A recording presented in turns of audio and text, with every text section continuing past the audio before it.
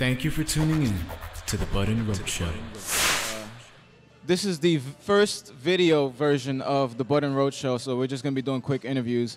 And right now we're with Megan and Tara of Cassowary, a very fine band that I was able to, I don't know, were you there that night when they played at live? No, man. I've been absent on quite a few lives, I'm sorry to say. Everybody keeps asking for you. But in my defense, I'm going to go ahead and say this. In my defense, while we're on video, it's his fault. He told me, I know you don't want to be there every week. You don't have to show up all the time. You don't even have to be there if you don't want to. So because I told you you don't have to. He's giving me too much leeway in showing up usually. And now that it's baseball season, it's all the worse. I don't want to sound like a dick. It's just now the Mets are playing at that time usually every day. So it's just that much worse. So I unbelievable. Apologize. You missed a hell of a show. Yes, I know. So I hear him. I get to go back and hear him. I don't. No, that's the great thing about live. You can listen to it whenever you want. Yes. But basically, you ladies are sisters. Am I right? Correct. Yes, we are. So that kind of destroys the next question, which was, when did you guys meet? It was just kind of like since birth thing. Who's oldest? No, I don't want to be a dick. Do we have to say? No, you don't have to say age, but who's the oldest? Who's the elder? I am the elder of the two, yes. Really? Yeah, that's the answer we get a lot, actually. There was something that you mentioned to us before. You had spoke about it when you was at live, that you do an all-women's showcase. I want to know a little more about that. Yes, I founded an organization called The City and the Heart.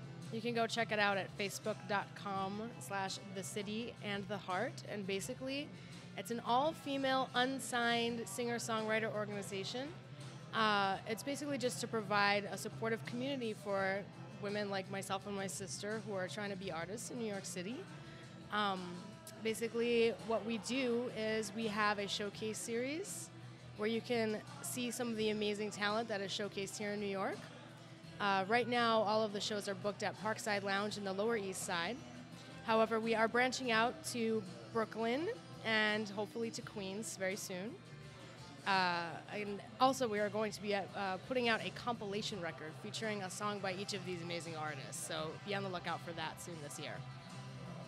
What made you ladies get into music? What sparked that passion? Because it seems to be a passion. Some people do it for money, but I don't see that from you guys. It's always been a lifelong thing. I mean, we come from a long line of musicians and drunk artists, so it just kind of...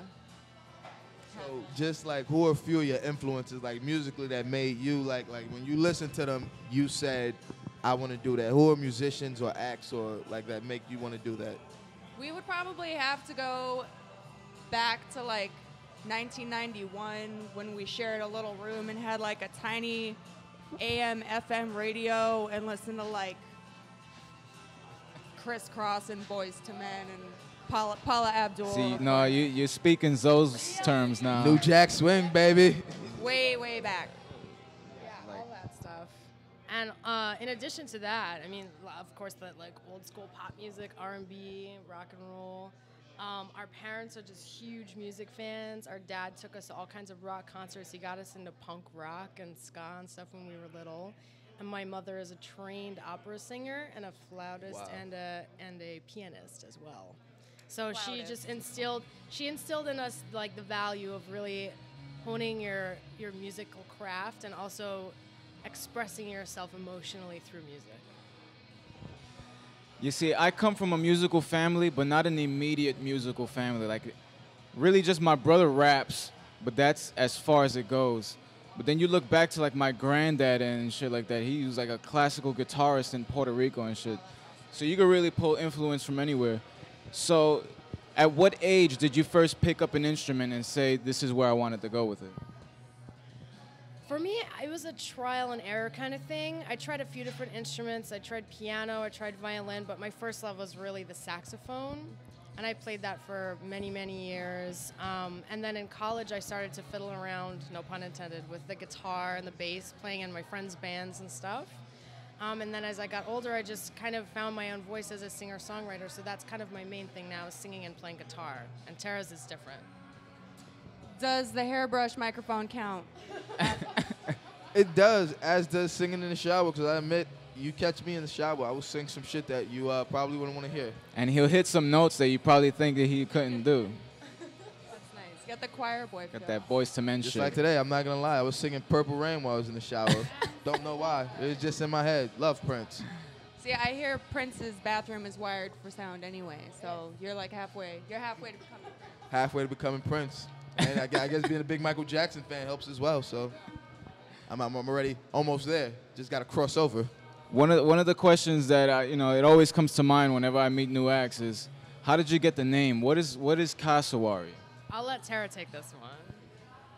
Cassowary are some viciously beautiful birds that rule with both their femininity and extreme desire to eat souls. Extreme desire to eat souls. Sounds like a cross between The Raven and like a new age coming of age film. It just sounds More like. like a peacock crossed with a man-eating emu. Yeah. Cassowary have been known to kill humans. It seems fitting.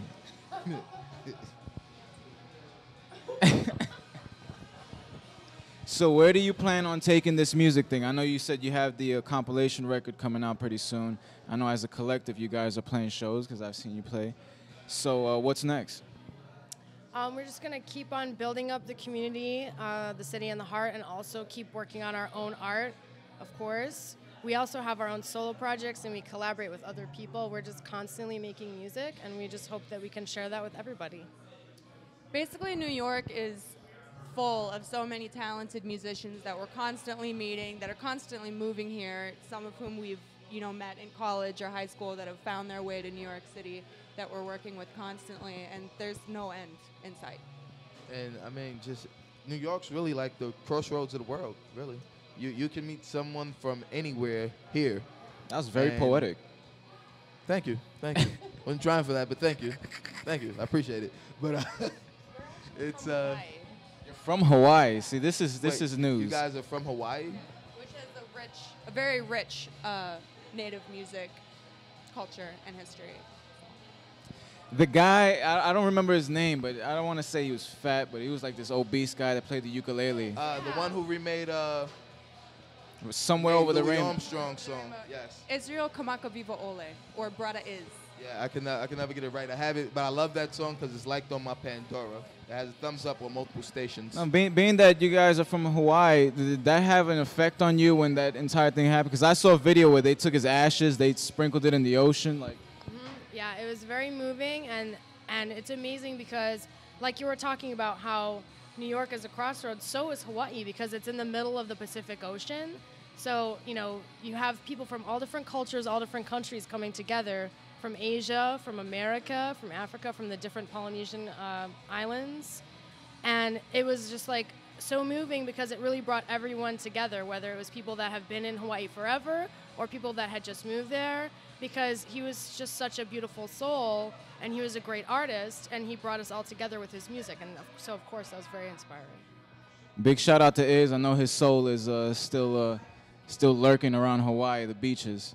But just tell the listeners one more time, or the watchers. I guess we should say watchers or viewers now. Yes, Shit. watchers. Yes, not even listeners. Hello. Viewers. Everybody give them a wave. Just let everybody know where they can find your music, where they can be a part of the collective you have going. You can check out the collective at facebook.com/thecityandtheheart. And you can check out Cassowary at facebook.com/CassowaryKills. Yes, it does. She said it. She said, look. She's like, yeah, what she said. Not gonna lie, I'm a little intimidated by the name. I'm not. But that's what strikes the curiosity. That's how you get new fans. So it was a pleasure meeting with you ladies again. This is not the last time that you will be a part of anything but in Roach. Look forward to hearing you. And look, you see the signs given out. This is uncut. Second time. But we actually have a party here Trial next and week. error. This is the place that we're hosting the party. It's May 3rd, PineBox Rock Shop. Big shout out.